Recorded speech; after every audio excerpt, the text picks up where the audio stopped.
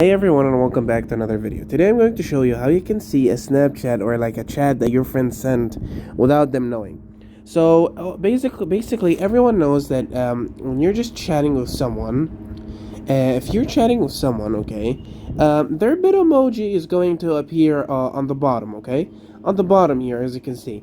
So yeah, and if you want to like check a chat, basically without them seeing that bit emoji appearing, okay, let's say I send this, and I want to check, and let's say this is one of my friends that sent me a chat and I want to check it out.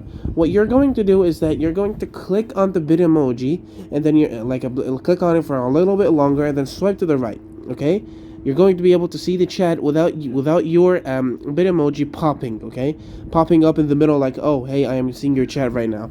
So this is basically how you can see a Snapchat without any one of your friends knowing that you saw the message, and it's pretty easy, yeah, and it's pretty fun little trick.